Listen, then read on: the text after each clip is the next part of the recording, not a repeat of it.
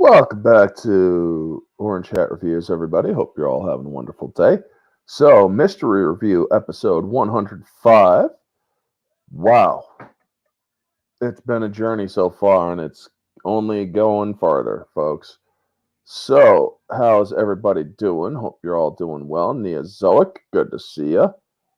And Vanya, it has begun indeed. Mortal Kombat 1996 is the movie we are doing today. The hints given were martial arts, 90s movie, Art Lean, who was a character in the film. I don't think so, which is a nice line by Raiden, and fake because Johnny Cage is afraid he's a fake. And another great line is "Your soul is mine."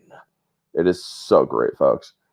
So yes, 1996. Paul Anderson, more better known now for the Resident Evil franchise that he directed, directed the fourth, at the time, the fourth adaptation of a video game, and we will get more into that. This movie stars Robin Shou, Lyndon Ashby, Bridget Wilson Sampras. Well, now she's Sampras.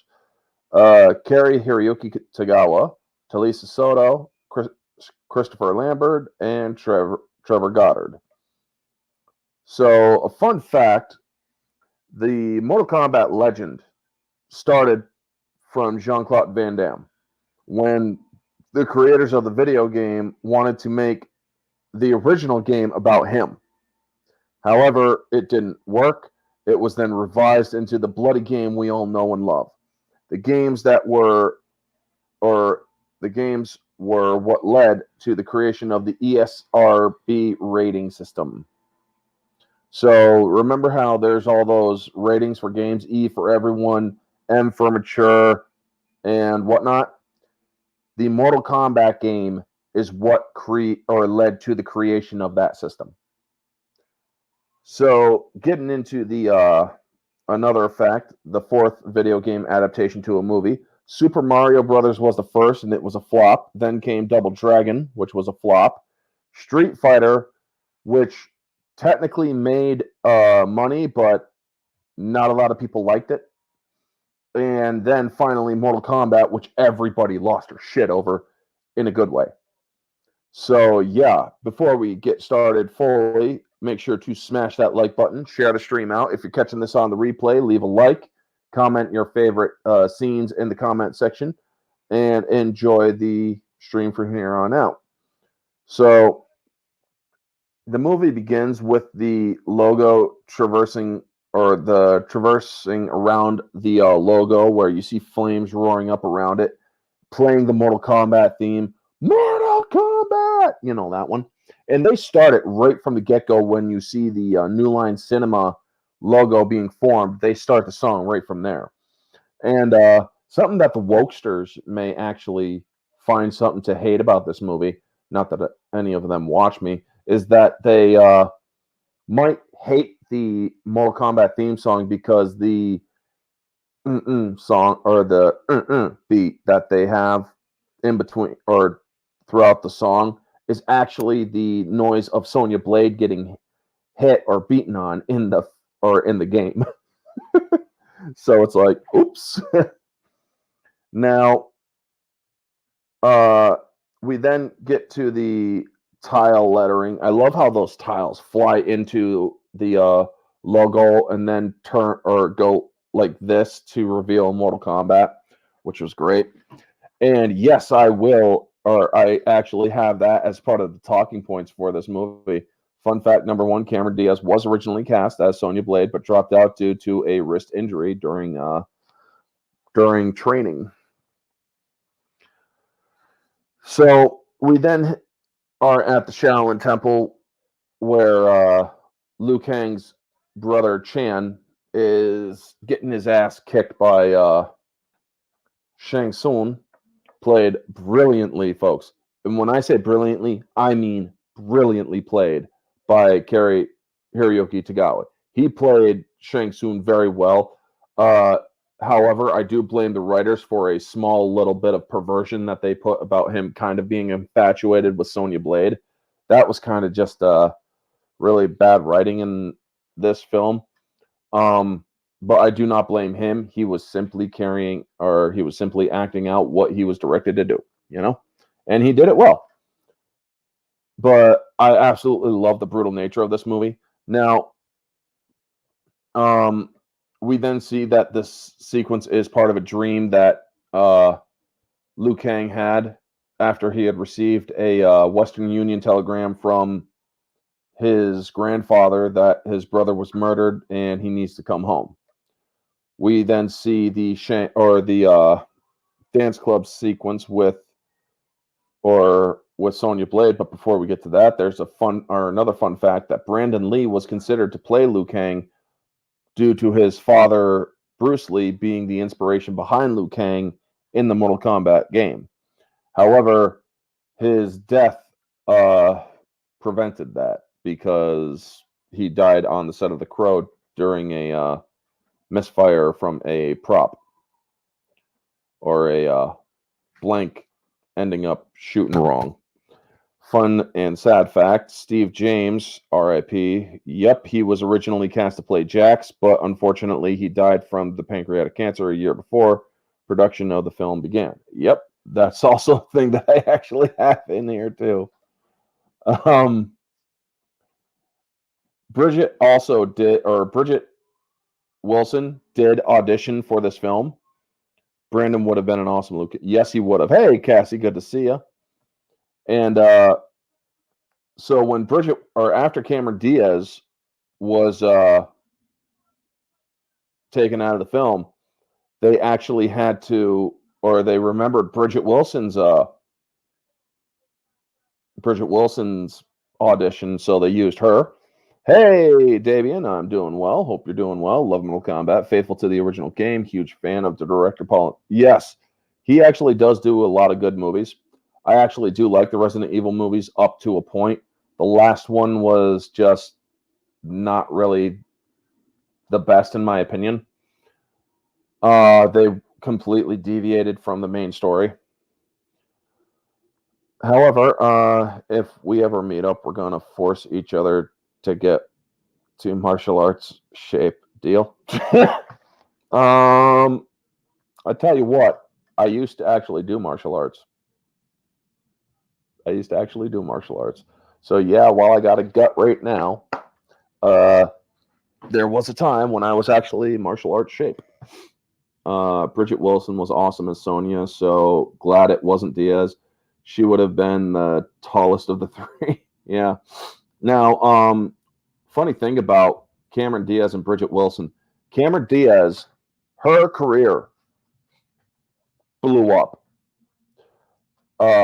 Bridget Wilson mainly stayed B-rate, where she was in like movies from USA and like the more scandalous Lifetime television for women stuff. She played in so many different TV roles, but she was also in that one with Adam Sandler where he played like a third grader or something. Had a six-pack and all. Nice. And so it kind of was fortuitous that Cameron Diaz didn't get the role because, well, her career probably wouldn't have taken off as much. So we get the scene with Kano introduced and Sonya Blade, or he's working with Shang Tsung to get Sonya Blade on the boat into the tournament. And he is going to get paid for his job, but unfortunately, it's not the payment he'll be expecting later on. Bridget Wilson, I also thought she was great in Last Action Hero. Yes, she was also very good in that one. Hey, Johnny Ohm, good to see you. How you doing? Now, the soundtrack for this movie, not the Mortal Kombat soundtrack that everybody knows and loves, but the actual movie soundtrack, at the time was one of the highest selling soundtracks at the time when DVDs and Laserdiscs were starting to come out. So that's another fun fact. we then are after they're looking for Kano. We then see the intro to Johnny Cage in a bad movie, and I absolutely love this, where it's the four guys and he kicks the crap out of them. And then he does a spin kick on the one guy and he's still standing. He's like, oh. Now, when he does that move like that, that's actually a callback to the game. I mean, yes, his character is frustrated because it's like, this is where you fall down. And then the guy's like, and jumps back to fall down. Where do you get these guys? And the press says, I don't know how to do this.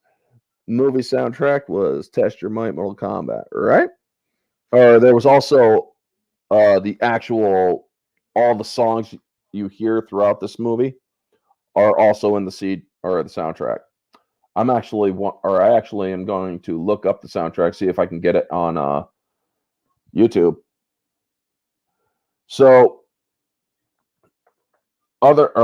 we then see that this movie was supposed to have a cameo of Steven Spielberg, because if you notice that the guy that plays the director looks a lot like Steven, that's on purpose, because they wanted Steven Spielberg to be the director in this film, but they couldn't get him. He was, I think, too busy doing a different movie. I believe it was what was it? I think it was Lost World. Yeah. But hey, Christian, did you know that Richard Epcar provided ADR in this movie over a decade before he voiced Raiden? Oh, nice. That's cool. That is actually very cool. Now, another fun fact, the other actors who were considered for Johnny Cage was Jean-Claude Van Damme. However, his ego would not allow it. He was also turned it down so he could do Street Fighter. And Johnny Depp and Tom Cruise were also considered. Eventually, Lyndon Ashby got the role. So then we are introduced to Master Boyd, Johnny's teacher, who sends it or gives him the invite to Mortal Kombat. But we also learn as he's walking away that it was actually Shang Tsung who killed Master Boyd and took his soul. So did you know that Lyndon Ashby, Christopher Lambert, and the rest of them reprised their roles in the DLC skins of Mortal Kombat 11? Yes, I did.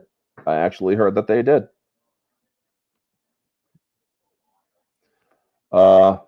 Which was actually pretty cool. Glad they actually did that. I never played the games. I'm not a gamer anymore. I'm a retired gamer. So we then get to the Shaolin Monks, where Liu Kang returns, and he wants to represent the Order of Light at the tournament. However, the head of the monks are saying, nope, you turned your back on us. Why'd you come back? Well, the man who killed his brother, he wants revenge. And I love how you see Raiden's silhouette before he comes in. And I got to say, Christopher Lambert did a wonderful job as Raiden, because he just has the voice that just really gives that air of authority, softness, but also a little bit of humor, which a lot of people are kind of like, was the humor necessary? And with Christopher Lambert, it was perfectly necessary, because I absolutely loved it. I mean, it worked. How would you compare Mortal Kombat with other Anderson films such as Event Horizon, Alien VP or AVP, Death Race remake, and Resident? This film was one of his top tier films. As much as I like the Resident Evil movies, this film was top tier. And this film was also supposed to be extremely bloodier and gorier.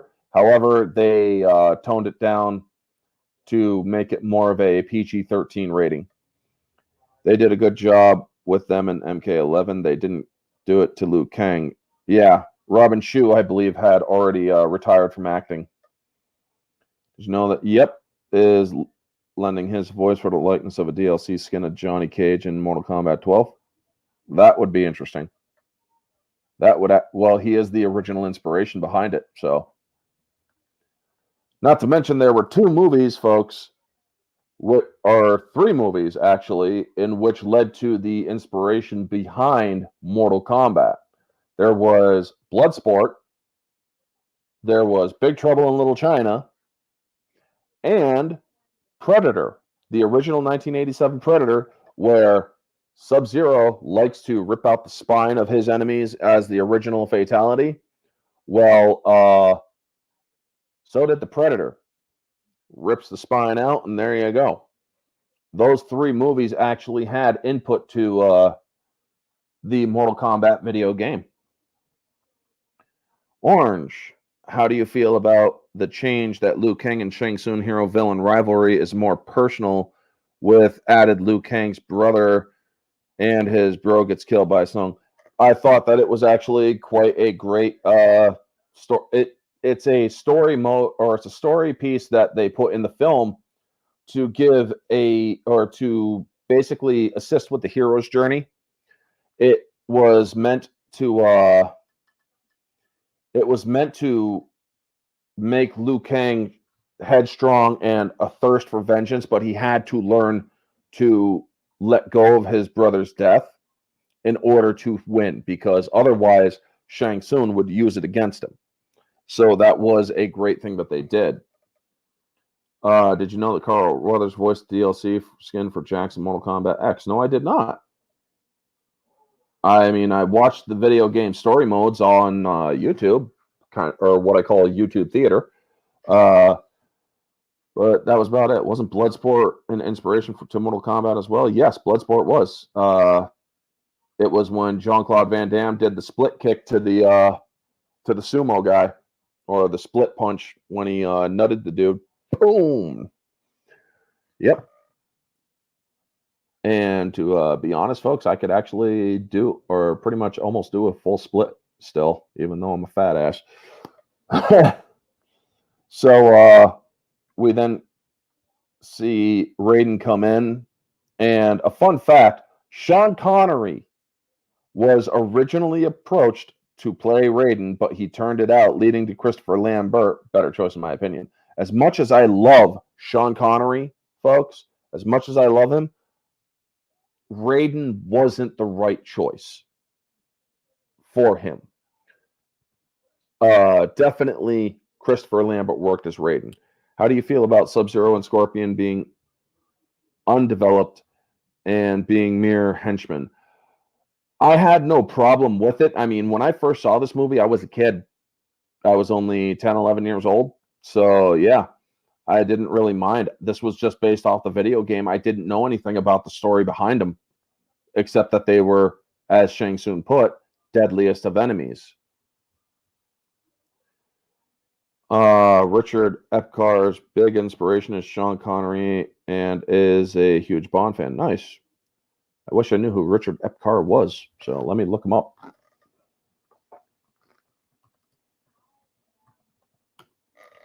Who is this guy?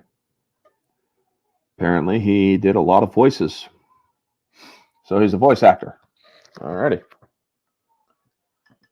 So, by the way, Robin Shue was the only actor who appears in Mortal Kombat and Street Fighter, The Legend of Chun-Li, although that movie was terrible. Actually, I own that movie, the physical copy of it. Yes, it is bad. However, I thought it was a decent adaptation. It wasn't perfect, but it was decent.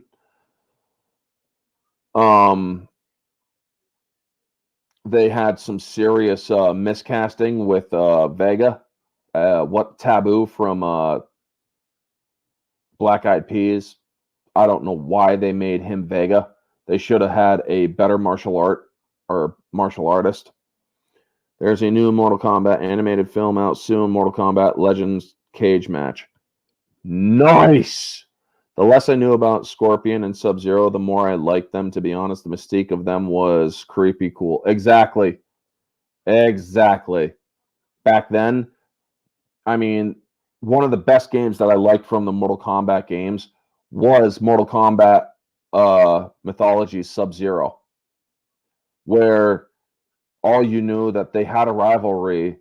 But then you also find out how Sub-Zero gets ensnared to join the tournament for Mortal Kombat, which at the end, after he defeats Shinnok, becomes the or is able to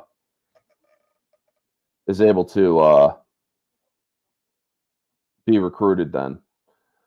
So yeah, I like the animated movies, the Mortal Kombat Legend movies. I own them. Scorpion's Revenge is actually a good one. So isn't Snowblind. Snowblind is a very good Elseworlds, so to speak, for Mortal Kombat Legends, where Battle of the Realms was kind of more keeping to the more modern timeline. Cage match has a great voice cast. Grey DeLisle. Oh my God, Grey DeLisle. Phil Lamar, Jennifer Grey, and one of the Gilbert Gottfried's last roles. Oh, dear. Wow. Really? Gilbert Gottfried. So this movie must have been in development hell. Because how long ago did Gilbert Gottfried die? I mean, he's been dead for years. How would you compare Mortal Kombat 96 with the other MK films, such as 2021 and Legends films? And the god-awful sequel to this one still holds the title as best Mortal Kombat film, in my opinion. I also love the late 19 TV series Mortal Kombat Conquest. Yep, there was that live action one. There was also Battle of the Realms, which was a kind of sequel to this movie, which included I think it was like it only lasted one season, which was like 13 episodes, but it still did a good job. Back to talking points, though. Another fun fact, folks. Personal fun fact about me. I'm in what is now in this house the dining room, which is my setup for when I do streams. However, over there is now it's just a walkthrough with a bathroom off to the side. But back then, the room over here to my side was actually a living room / gaming room, which I used to play Mortal Kombat on the SNES, the Super Nintendo. And I remember one time I was playing Liu Kang and I was fighting Sub-Zero, and I said, "I'm going to melt your ice." My mom's like, "What did you say?" I'm like, "I'm going to melt your," or I was just talking to the game. "Did you just swear?" I'm like, "No, I just said I'm going to melt your ice." Sounded like you said ass. No, I said ice. Because I was fighting Sub-Zero. And I had to explain that to her. And it's like, all right, just don't be swearing. I'm like, don't worry, I'm not. What were your thoughts about Mortal Kombat guest characters? I don't know. He passed away last year? I thought Gilbert Gottfried died like 2 or 3 years ago. Holy shit, man. I must be tripping. He only died last year. I thought he died like 2 or 3 years ago. Wow. That is odd. Guest characters, I don't know about the new ones that they have nowadays. All I know is that I love the original 3 Mortal Kombat games, plus the Mythologies one. And then Mortal Kombat Trilogy, where they put all the characters in. You could play them all, and it was just fucking great. I also had one of those books that you could order that goes with the game that helps you learn who best to use in certain situations, because you're weaker against certain characters in the third game and stronger against other characters. So it's like you're going to have a harder time no matter what difficulty you were on, which was nice. Plus, they introduced combos in the third game. I loved using Sub-Zero's younger brother. So we then get to the boat, an introduction to Art Lean, and how he is just a minor character, but he kind of makes it, or he befriends Johnny Cage and the rest of them.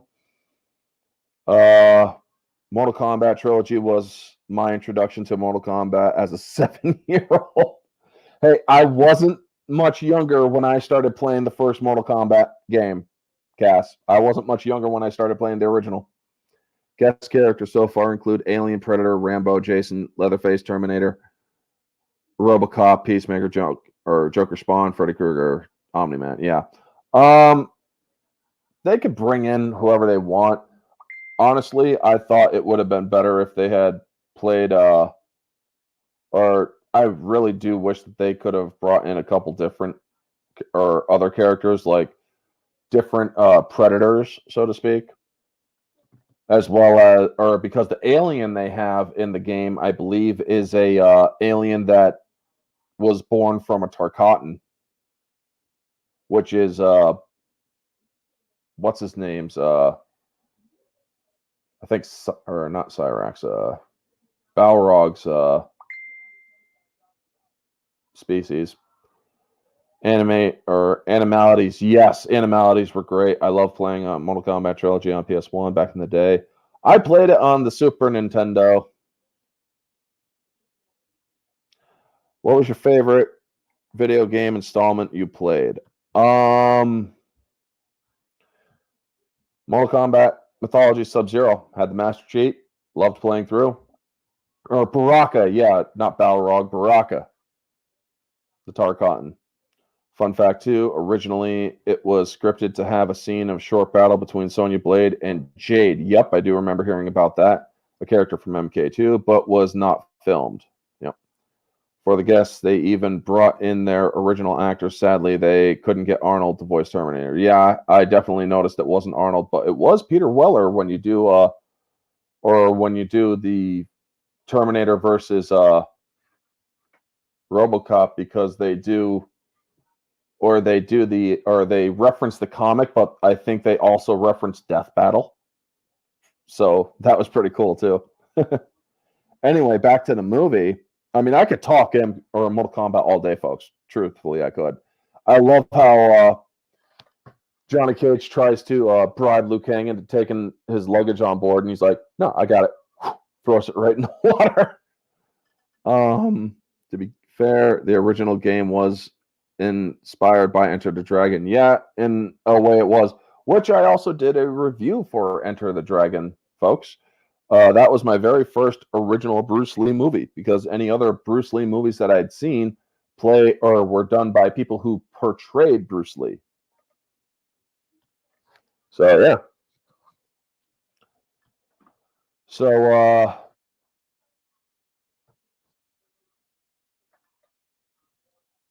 we then get where Sonya Blade runs after Kano on the ship, and then Jax is no longer in the film, just mentioned when she's trying to call him on the radio. And Shang Tsung comes in, sees Sonya, and it's like, dude, she's not going to fuck you. I mean, again, Hiroyuki Tagawa played a great version of Shang Tsung. I will not dispute that. The writing is what made his character more cringe, because of his infatuation with Sonya Blade, because he wanted to fight her, but he also was kind of coming on a little too hard, to be fairly honest, folks. That is also my favorite, or that was my favorite later console game, which was Mortal Kombat Armageddon. I honestly love the story the best in that game. Plus, you get to play every single freaking character I had, and also make your own. I mean, I made all sorts of different characters from that. Scorpion, or the intro to Scorpion and Sub-Zero, great freaking scene, plus great music. I mean, the music that they put in this movie was really good freaking music. They had the rock, the hard metal, and whatnot, and you heard some good guitar riffs. Kevin Michael Richardson voiced Goro. Yep. Whereas his vocal effects were done by Frank Welker in his Boskov Evil Concarne voice. Yep. Which was the Emperor, I believe. Frank Welker voiced the Emperor. But yeah, Kevin Michael Richardson. I'm like, why do I? Because I was watching this yesterday, folks. I was watching Mortal Kombat 96 yesterday, and it's like, I'm recognizing Goro's voice for some reason, and then it's like, is it Kevin Michael Richardson? I could be. Yeah, I think it is. Son of a bitch. My favorite fighter from all of Mortal Kombat.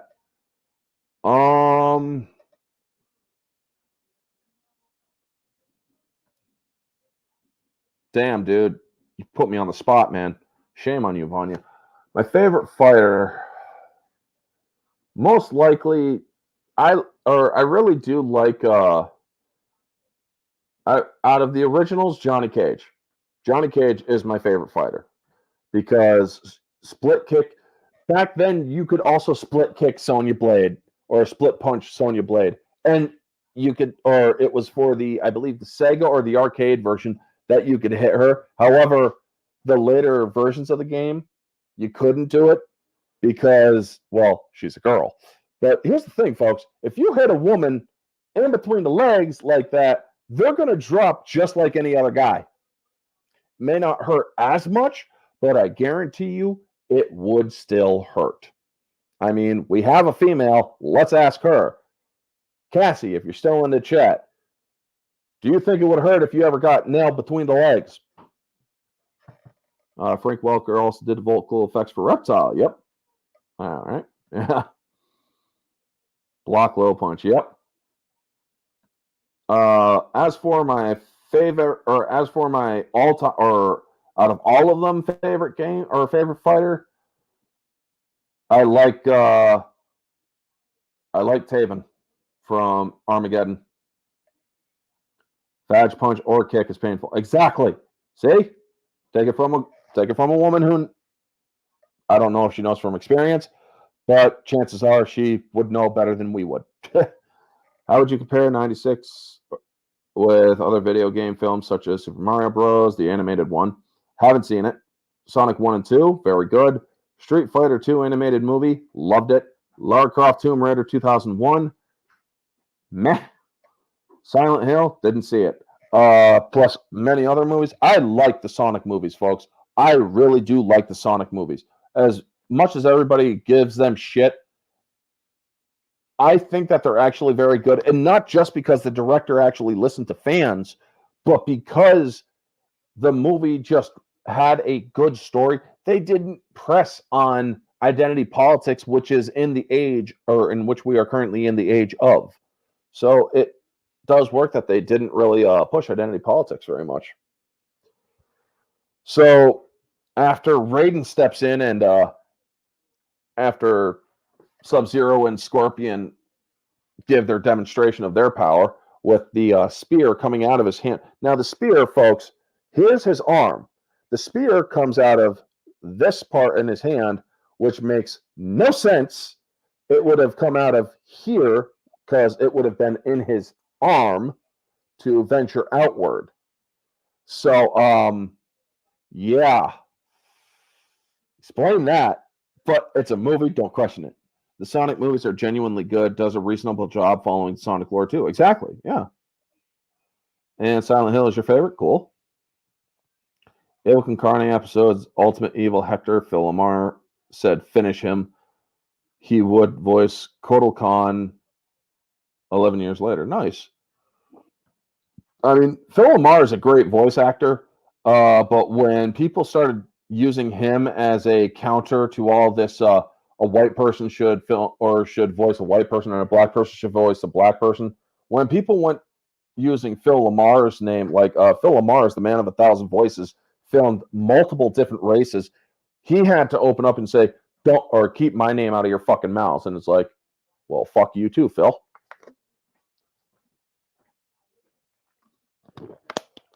Getting back to this though.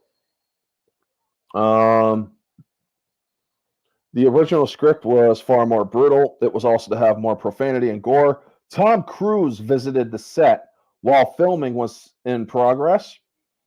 One of the LA sets, and the medic / security guard kicked him out. Tom Cruise was kicked off a set because he wasn't part of the movie. Imagine Tom Cruise, big shot Hollywood star. Not back then. He was only still growing, but he got his ass kicked off the set because he wasn't part of it. I meant 95, not 96. Well, honestly, this movie was released in 96, wasn't it? He's being from the Netherrealm, yeah.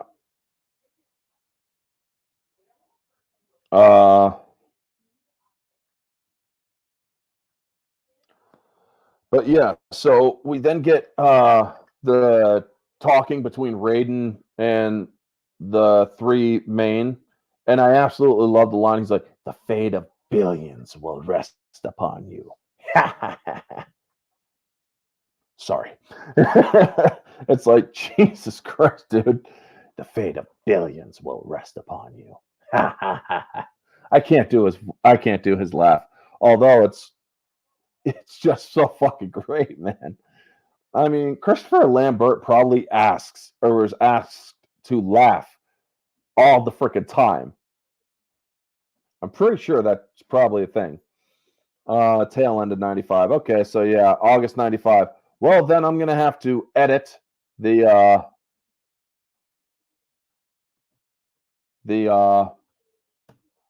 there, yeah, edit in place. So, yep, okay, so it's Mortal Kombat 95. The broadcast must be scheduled in the future within 1 year. Please edit with a start time. Oh, shut up. There. Can you guys still hear me? Let's see if this, can you guys still hear me? Okay, good. Seems my camera froze. That's weird. Oy vey. Hold on. Let's see if this works. Nope, it didn't. Come on, turn back on camera. Like a good camera. Loud and clear. Okay, well, okay, fine. This doesn't want to work. My camera is now being a prick. So let's try fixing it in the settings. You will work for me. Wish I could do a Jedi mind trick on this camera. God damn it. You know what? I'm saving up for a new one next month. One that I can actually put over to the side or something. But yeah. All right. As long as you guys can still hear me. Well, actually, I'm gonna, you know what? I need the camera to work for this or for the stream to work. So I will be right back. I'm gonna jump out and hop back in, folks.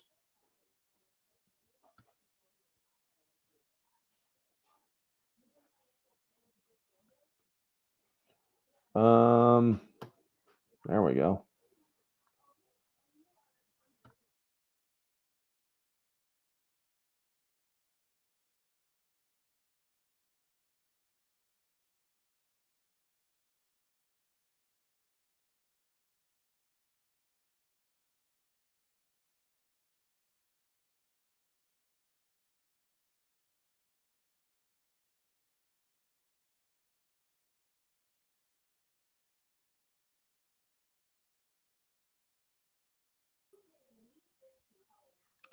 Alrighty.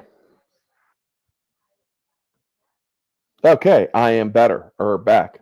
I'm back, folks. There you go. Yeah, Sub-Zero froze me. Had to bust out of that ice. So, arriving on the island, I love how Johnny Cage still trying to carry all his luggage. And he's like, no, and falls in the water. So then we are introduced to the beautiful Talisa Soto. Now, folks, if they did Mortal Kombat, or they're doing Mortal Kombat today, and obviously they should have Gal Gadot play Princess Katana. She looks almost pretty much like Talisa Soto. Everything's perfect, Orange. Good. Thank you. I'm back. It's so nice to be loved. But yeah, I mean, if they did Mortal Kombat again today, Gal Gadot should play Katana. I'm sorry, I just feel that she would be perfect for it.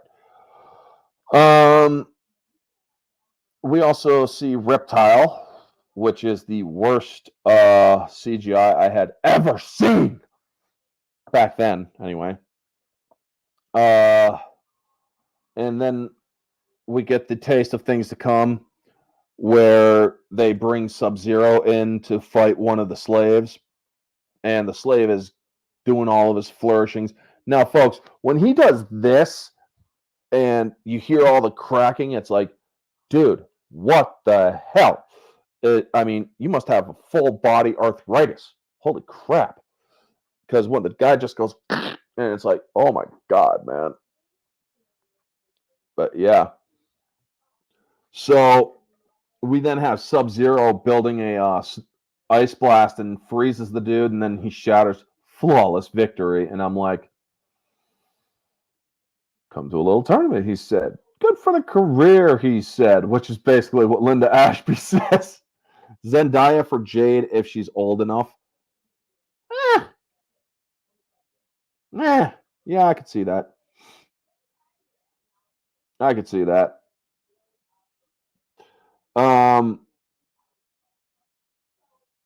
then we also see Prince Goro's hand. So after that, or everybody's following Shang Tsung, and they end up finding Goro and Kano talking. Now, folks, the animatronic for Goro cost $1 million. No joke. $1 million. And for a practical effect, they had what's known as the Jaws curse. It wasn't working well. It was malfunctioning. I mean, there's actually a scene where it malfunctioned in the movie when and I'll actually get to that when we get to that scene. But Kano's like, you're some kind of royalty too, right? I'm Goro, general of the armies of Outworld and prince of the subterranean rail of Shokan. And it's like, dude, you don't really want to piss this man off. Well, I'm kind of an underworld boss myself. Really? Back home. How lucky for them back home. I mean, it's such a great scene. So then we learn that Princess Katana is a danger to Outworld's plans because she might undermine their progress into winning a 10th tournament. They've won 9, and this is the 10th tournament. If they win the 10th tournament, Shao Kahn can invade. Unimpeded, mind you.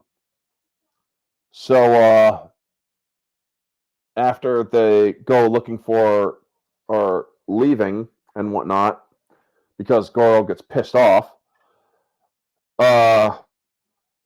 they are looking, or they're trying to follow Katana, and Liu Kang ends up getting an acid spit from Reptile. Now, when Reptile goes transparent into his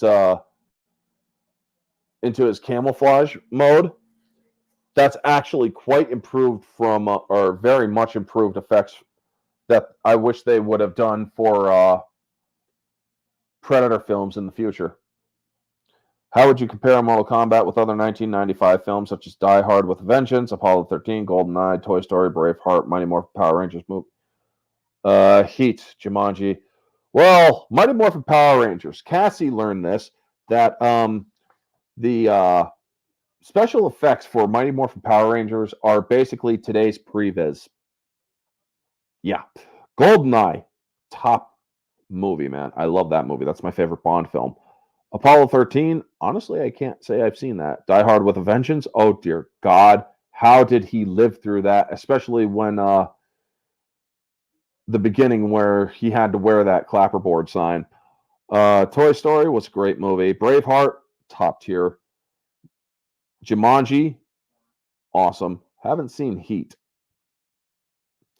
So we then get the dining room fight with the 3. Now, folks, as much as I love this movie, if you look at if you really analyze some of the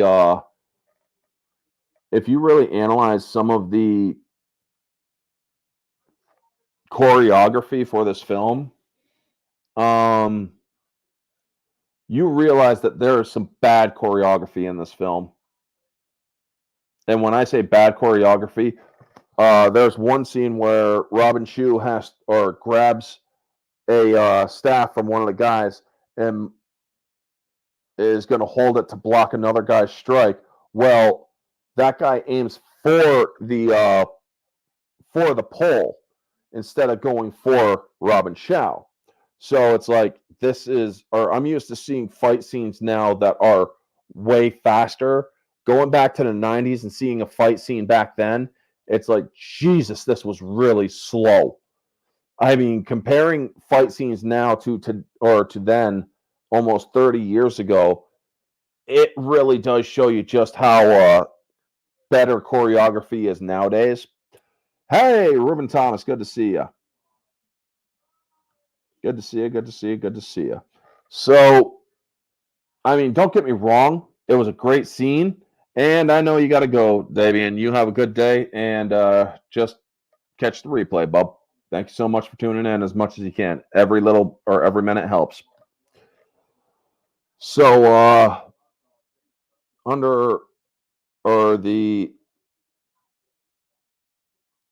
let's see here.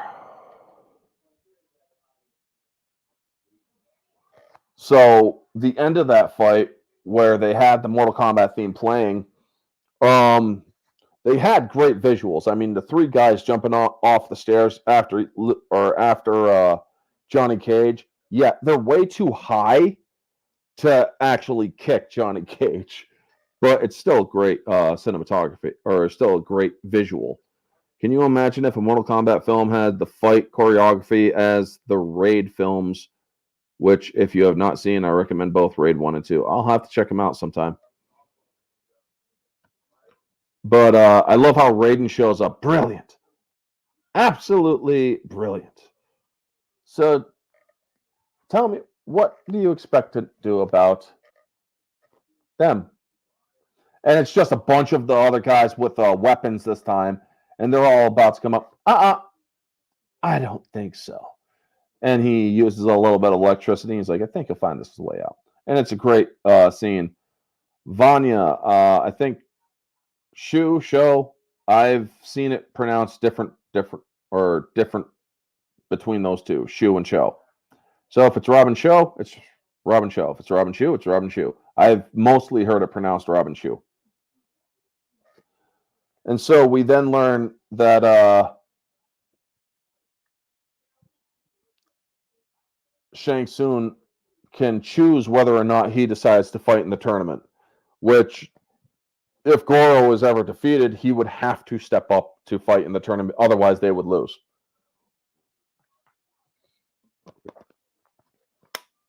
Now, one of the, we then get to the first fights, which is Liu Kang versus this Rasta-looking or Rastafarian tiger-style guy, or a tiger guy, because he can roar like a tiger.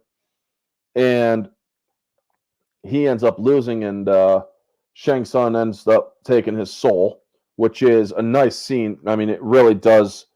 They do a good job at really setting that up. Hey, Kamen Rider, good to see you. It's Mortal Kombat today.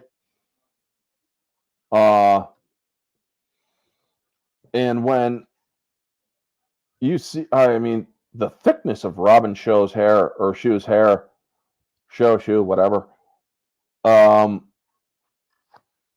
It really, dude, had some volume, and it's like, if it's really hot out, like they're suggesting it is, how is that dude not just dying? But we then get the next fight after Soul Extraction, which is Sonya versus Kano. Now, folks, this was a great fight. Bridget Wilson, her falling down and getting right back up really quickly after delivering a kick was actually not scripted, but it still works because it's a genuine fight kind of thing. I'm kind of into Sheen's MA, so pretty sure it's Show. Oh, all right, fine. Or China's martial arts, so whatever. That's fine, dude. Sub Kamen Rider Henshin. Shu means hands, by the way. Or show means hands, by the way. Okay, that's fine.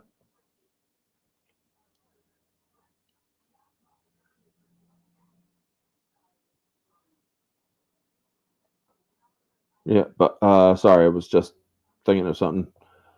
But yeah.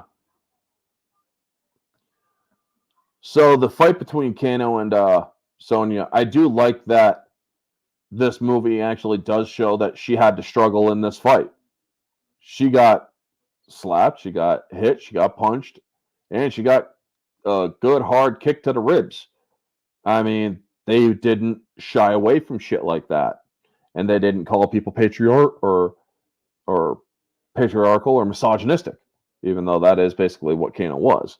But she turns it around on him with the famous leg grapple, and then I love how she snaps his neck. It's like, oh no, so you don't. Oh, give me a break. Okay, snap, and it's like, damn, holy crap, damn, dude, that was awesome. I absolutely love it. So the next fight then is Johnny Cage versus Scorpion. Now the fight between Johnny Cage and Scorpion was two locations, a set location, and I believe Hawaii was the tree location.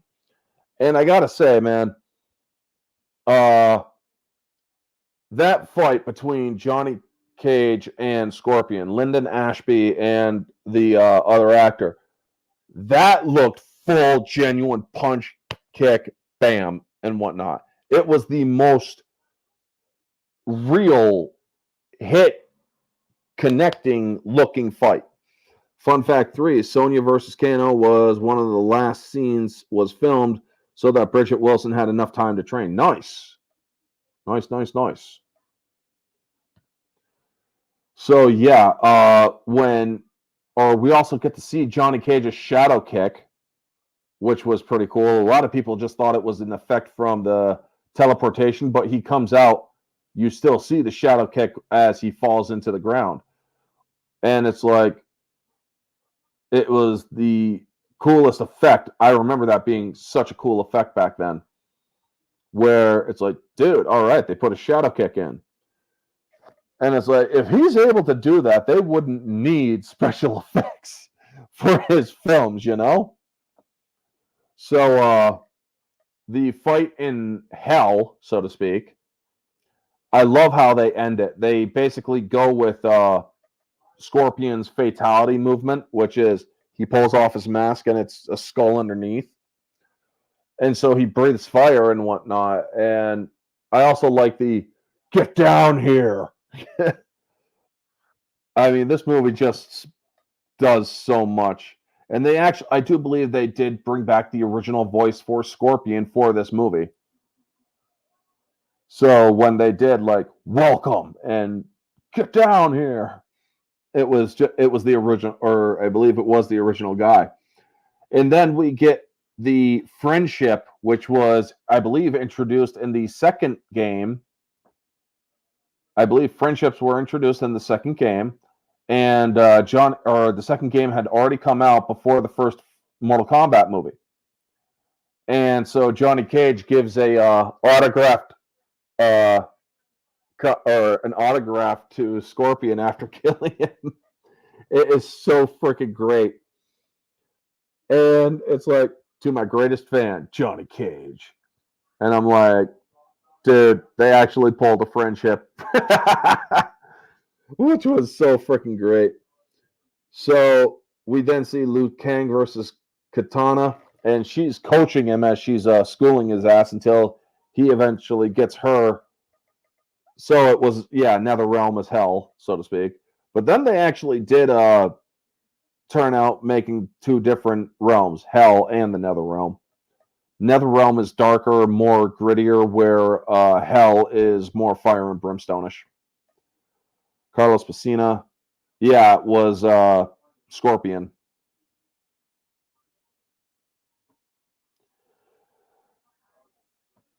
And so after we get the fight between Katana and Liu Kang, which she ends up pissing off Shang Tsung because she's actually telling him how to win his next match, which is versus Sub-Zero.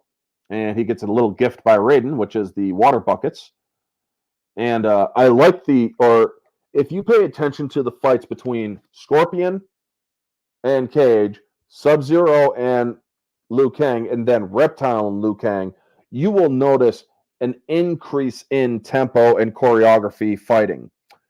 And when I say that you see a pretty fast fight with Scorpion and Johnny Cage, the fight between Sub-Zero and Liu Kang was a little bit faster, but then when we get to the later fight, it is like really freaking quick, which is pretty cool. Now, the fight between Sub-Zero and Liu Kang was great, but it also put Sub-Zero mostly on the defensive, which I really wish that fight wasn't as brief as it was. I mean, they could have easily made this movie 2 hours, and I wouldn't have given a damn. I would have enjoyed it, or still. Also, if you notice that there is a toned down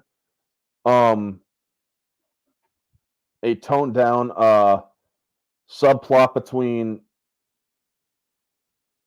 Liu Kang and Katana, that is because there was more that was shot, but they ended up exploring it further in that god-awful Annihilation film. They actually were supposed to have more of a romantic entanglement in this film with Liu Kang and Katana. So instead, they decided to cut it back because it's like there was no real reason to put it in. So a lot of people don't realize that, yes, you saw the ice blast versus from Sub-Zero. Now, when he is doing his barrier or his ice barrier, that's actually known as the Arctic Blast that we all see in Mortal Kombat Mythology Sub-Zero, where he freezes everything on screen. That's actually a workup to the Arctic Blast, because once he channels enough of it, it would eventually freeze everything in the area. So he ends up using some water, throwing it through the ice barrier to kill Sub-Zero, and it's like, damn, dude, death by ice against Sub-Zero, death by fire for Scorpion. So it's like, oh shit. I mean, pretty cool. So after the fight against Sub-Zero, we get the scene where Shang Tsung visits Goro. Now, remember, I did say that that Goro's animatronic was malfunctioning during the making of this film. Well, when they cut to Goro, it goes like this, like really quick, which wasn't supposed to happen. So it's like he's just sitting there. Is it time? That's basically what he was supposed to do. Just kind of finally just turn. Instead, it jerked really quickly, and they kept it in the film because that's the only one they had of that shot. And it's like, yes, we've let these humans win long enough. At last. Now, when you see the fights of Goro where he's just tossing everybody around, pay close attention. They're all the same fighters, just different angles of getting thrown around. So it's like 3 or 4 different guys of the same guys getting thrown around in the same arena. And then you have those crazy-ass twins that are Goro's like fanboys, which was pretty funny. Now, yes, Goro took $1 million to make and 16 puppeteers to operate him, and it constantly malfunctioned. So I can imagine that this movie was a nightmare to make, especially with the Goro part. So then we get the fight between Art Lean and Goro. Now, Art Lean does get a couple of good shots in, sure, especially with the jump kick. However, it was a one-sided fight. Art Lean got his ass beat when Goro grabbed both of his hands and then just went to pound town on him. and then snaps his neck.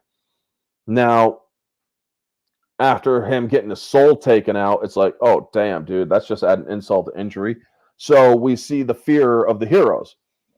They're talking to Raiden, and he's like, or Goro can be killed. Shang Tsung's power can be defeated by mortal men and women. Where there's only one thing that can defeat you, your own fear. Well, who says we're afraid? You must first face your fears if you are to conquer them. You, Johnny, you're afraid you're a fake, so you will rush into any fight just to prove you're not. You'll fight bravely enough, but foolishly and carelessly, and you'll be beaten. You, Sonya, are afraid to admit that even sometimes you need help. If you are afraid to trust, you will lose. And then he walks away. Well, wait, what about me? Oh, you. Talking to Liu Kang, you're afraid of your own destiny. You fled at once when you left to America. I am responsible for my brother's death. No, every mortal is responsible for their own destiny. Chan believed this. Why can't you? And he also gives him the most important lesson of all. Despair is the greatest fear of all. Shang Tsung, or I know this, and so does Shang Tsung. He will peer into or deep into your soul and use what fear is there against you. You have to be prepared for fighting him. Well, we then have them all out and about. Liu Kang's meditating and having the same nightmare as he did before. And Johnny Cage doesn't want to see Sonya Blade get hurt, so he's going to challenge Goro. And he makes the deal with Shang Tsung. Fun fact number 4.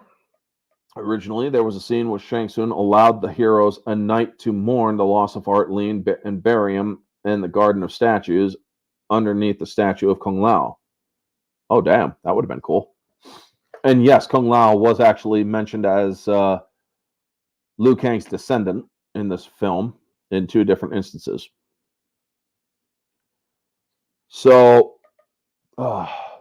we then see, I love the fight between verbal fight between Sonya and Johnny Cage.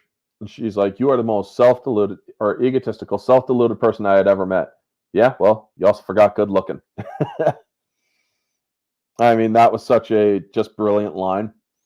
So then we get Shang Tsung, coming in. He's like, you're very foolish. A true sign of a hero. You want to protect your friends, but they too will die after Goro destroys you. Well, I'm not the one who's going to die. All right, well, very well. But if you do win, I do have the right, as a former champion, to reserve or to make a challenge myself or another of my choosing in a place designated by me for the final battle of the tournament. This is what he was actually counting on. He wanted one of them to make a challenge. And so he could actually give this deal. And he managed to get it just before Raiden shows up. He's like, you got it, pal. I don't think so. Too late, Lord Raiden.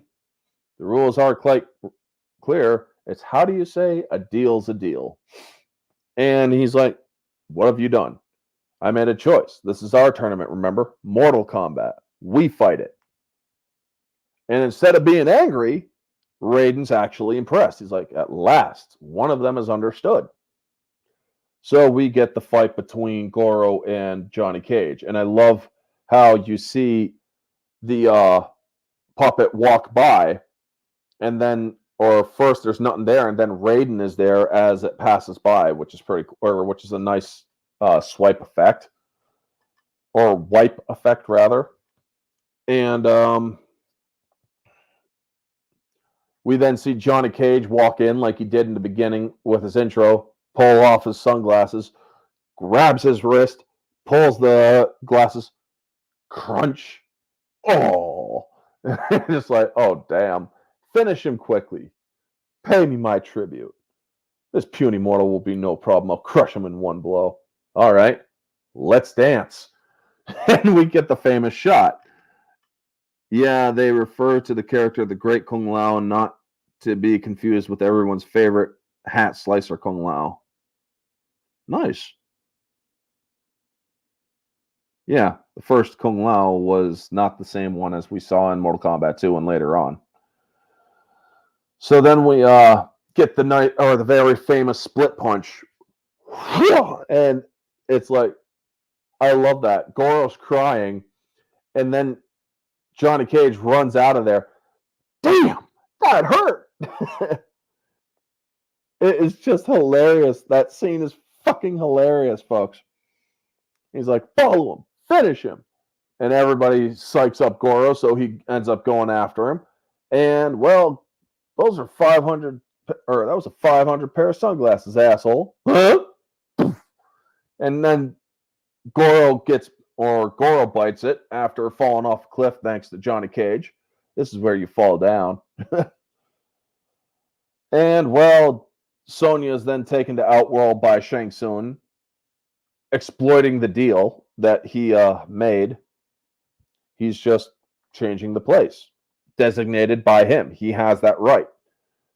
So they end up going to Outworld, and Reptile is there waiting for him because he's hiding out there, and then he's looking at them, and then he just runs into the portal area so that when the portal comes up again, they will be allowed to, or it will take him as well.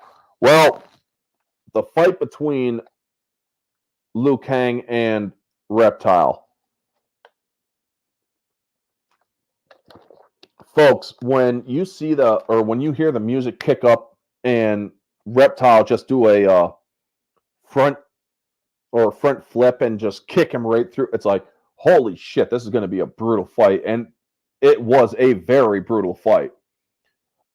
Reptile kicks the shit out of Liu Kang until Liu Kang gets a second win to fight back. And I really do love it because, I mean, this fight always excited me as a kid. I would always get up and start doing martial arts moves. So when I see this fight, it really is. It's like I almost want to get up and start doing that again, you know? But as a movie reviewer, you got to be able to put aside that impulse. So he eventually does beat him. Now, I do like one of the moves by Reptile where he gets kicked down the stairs, then gets back up and jumps, and he's doing his claw swipes and whatnot like a reptilian would do. So if you see his moves and the sound effects that they have with Reptile, you hear that it is very much reptilian, which is another cool thing that they added. But then Reptile ends up losing, and the body that he created from being sucked into one of those statues goes back to statue mode, and Liu Kang ends up finishing him with a crushing heel kick, or with a heel kick. Hey, Craig, good to see you.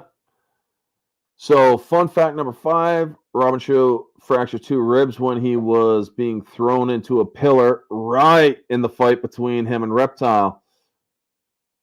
But he kept quiet about it because he feared that the production would be shut down. Yeah, because you would have to heal those ribs up. And you got to give him props, man. I mean, that fight was brutal between him and Reptile. I mean, Reptile just knees, elbows, kicking the hell out of him, punching the hell out of him. You hear it all, dude. They really sold the impacts in this movie. Now, another fun fact, this movie was supposed to be released in May, but it was pushed back to August, which I do believe, because I did see this in theaters. I do remember seeing this in theaters. Yes, it was a beautiful fight. I mean, the fight between Reptile and Liu Kang is actually my favorite fight in the film. So, I mean, I even like it better than the Liu Kang versus Shang Tsung fight, which is coming up. Now, we then see them rescuing Sonya Blade because Sonya Blade was kidnapped to fight or to accept the challenge. If she doesn't accept the challenge, there can be no final combat. Now, Shang Tsung is lying to Katana or to Sonya when he says, if you don't fight, the Realm of Earth will forfeit the tournament. Wrong.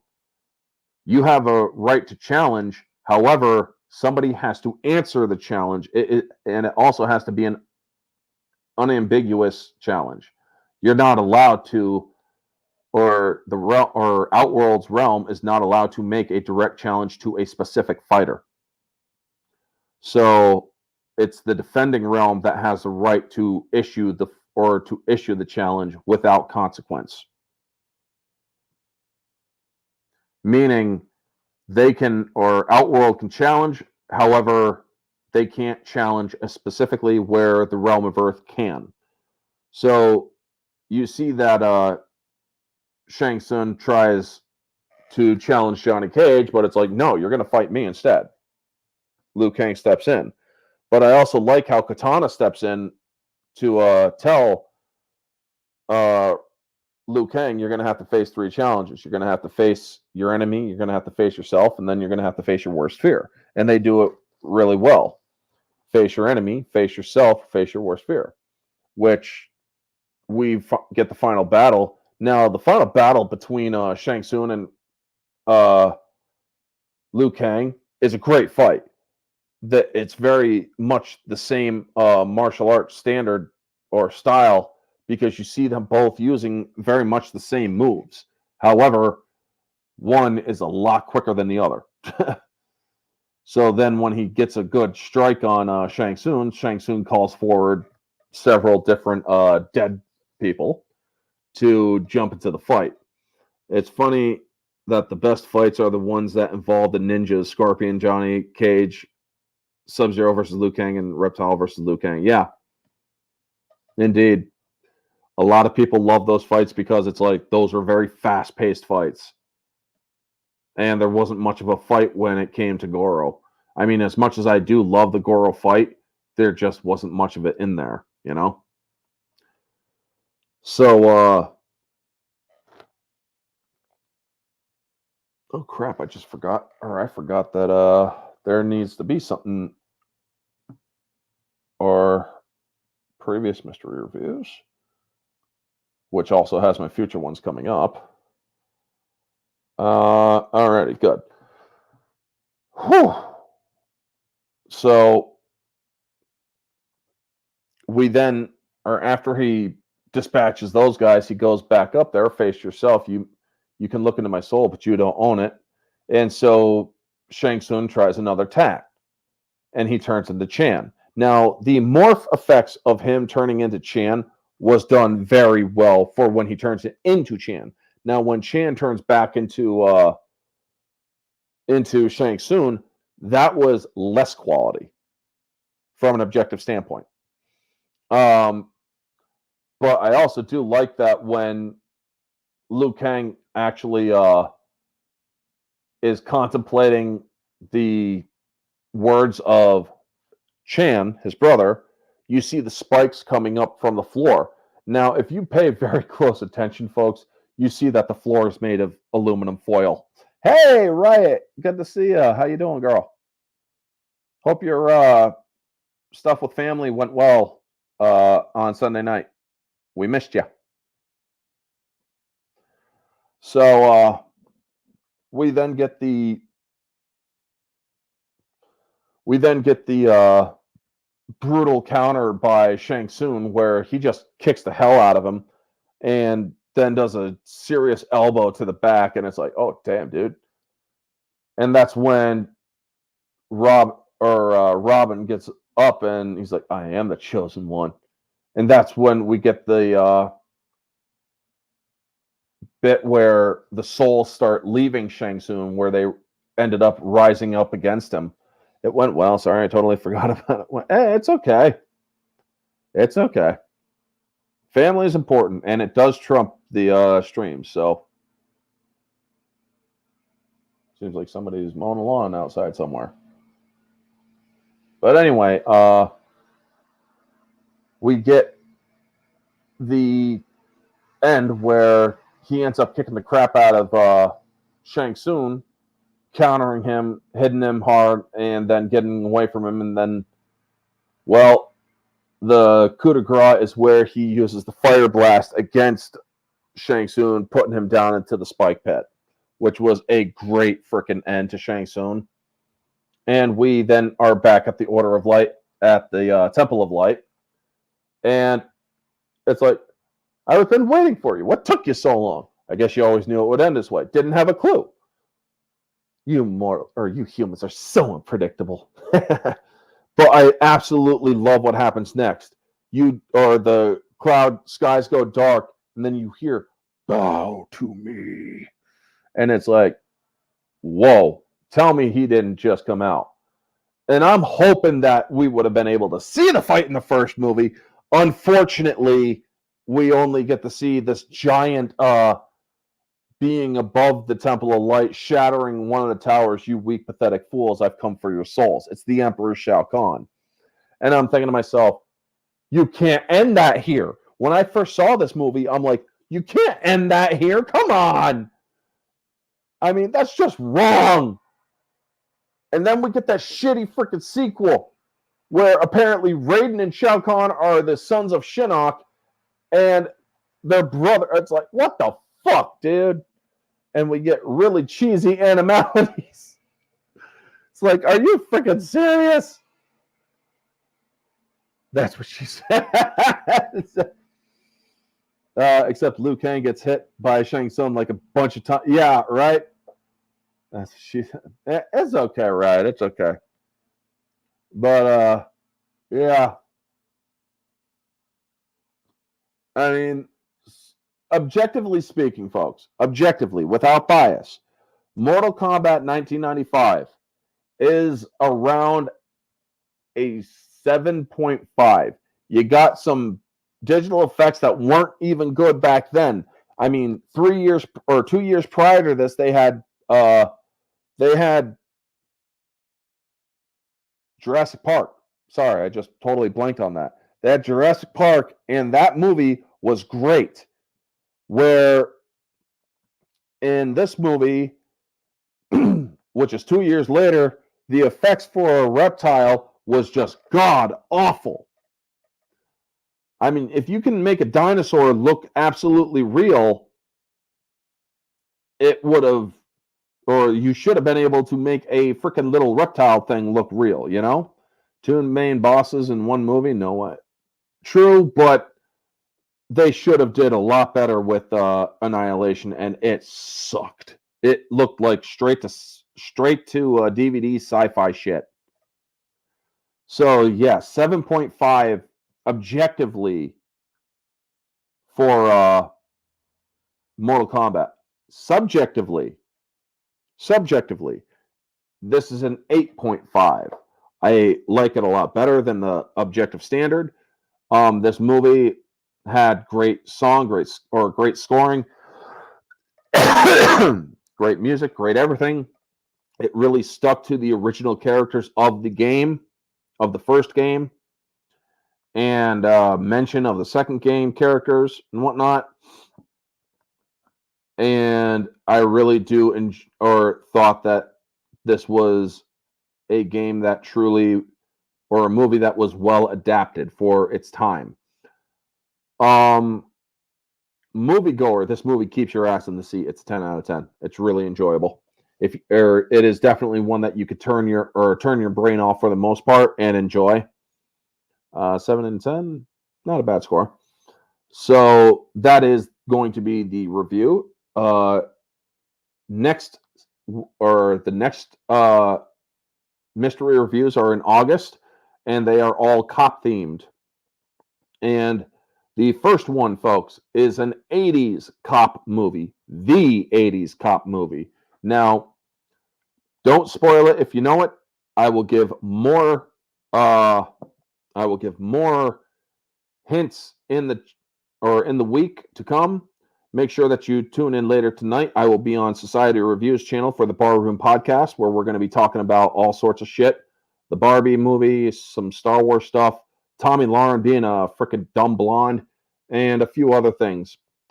Thank you so much to Christian Freites, Craig Hutchinson, Kamen Ryder, Vanya, Cassie, Riot Kitty, Ruben Thomas, Neozoic, and I believe that is everybody.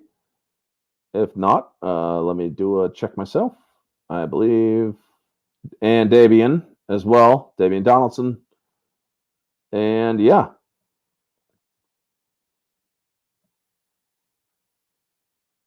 I believe that is all. This was a pretty hopping